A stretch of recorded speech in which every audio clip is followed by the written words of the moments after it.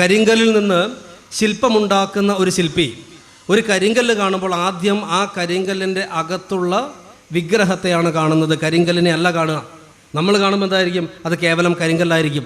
പക്ഷേ ശില്പിയുടെ കാഴ്ചപ്പാടിൽ അതെന്താണ്? അതിൻ്റെ അകത്തൊരു വിഗ്രഹമുള്ളതായിട്ട് കാണും. എന്നിട്ട് എന്ത് ചെയ്യും? ആ കരിങ്കല്ലിൻ്റെ വേണ്ടാത്ത ഭാഗങ്ങളെ കൊത്തി കൊത്തി കൊത്തി കളഞ്ഞിട്ട് അതിൻ്റെ അകത്ത് നിന്ന് മനോഹരമായിട്ടുള്ള ശില്പത്തെ അഥവാ വിഗ്രഹത്തെ പുറത്തേക്ക് എടുക്കും. ശരിയല്ലേ? ഇങ്ങനെയല്ലേ വിഗ്രഹം ഉണ്ടാക്കുക? അതുപോലെ ഒരു അധ്യാപകൻ ഒരു കുഞ്ഞിനെ കാണുമ്പോൾ, നിങ്ങൾ 1-ാം ക്ലാസ്സിലേക്ക് ആ കുഞ്ഞിനെ കൊണ്ടുവന്ന് ചേർക്കുമ്പോൾ ആ കുഞ്ഞിനെ കാണുന്നത് ഒരു കരിങ്കല്ലായിട്ടല്ല, ആ കരിങ്കല്ലിൻ്റെ അകത്തുള്ള വിഗ്രഹത്തെയാണ് ആ അധ്യാപകൻ കാണുക. എന്നിട്ട് എന്ത് ചെയ്യും? ആ കരിങ്കല്ലിൽ അഥവാ കുഞ്ഞിൽ വേണ്ടാത്ത സ്വഭാവങ്ങളുണ്ടെങ്കിൽ, വേണ്ടാത്ത പ്രവണതകളുണ്ടെങ്കിൽ അതിനെല്ലാം കൊത്തിക്കളഞ്ഞ് അതിൻ്റെ അകത്തുനിന്ന് മനോഹരമായിട്ടുള്ള ആ നന്മയുള്ള രാഷ്ട്രത്തിന് മുതൽക്കൂട്ടാവുന്ന ഒരു പുതിയ തലമുറയെ വാർത്തെടുക്കുന്നതിനുള്ള ഒരു കളരിയാണ്, ഒരു ശാലയാണ് വിദ്യാലയം എന്ന് പറയുന്നത്.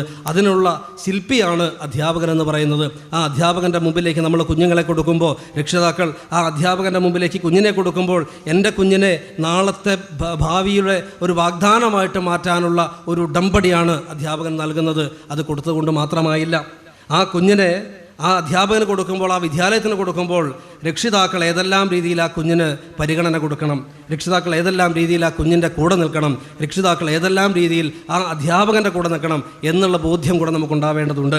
ഞാൻ പറഞ്ഞു വന്നത്, ഒരു ശില്പിയുടെ മുമ്പിൽ ഒരു പാറക്കഷ്ണം കിട്ടുമ്പോൾ, ഒരു കരിങ്കല്ല് കിട്ടുമ്പോൾ, ആ കരിങ്കല്ലിനെ ചെത്തി വൃത്തിയാക്കി വിഗ്രഹമാക്കാൻ വേണ്ടിയിട്ട് ശില്പി പണിയെടുക്കുമ്പോൾ ആ കരിങ്കല്ല് അനങ്ങാതെ അവിടെ നിന്നെങ്കിലല്ലേ ശില്പമാക്കാൻ സാധിക്കുകയുള്ളൂ. മറിച്ച് ആ കരിങ്കല്ല് അവിടെ ഓടിപ്പോയാൽ നടക്കുമോ?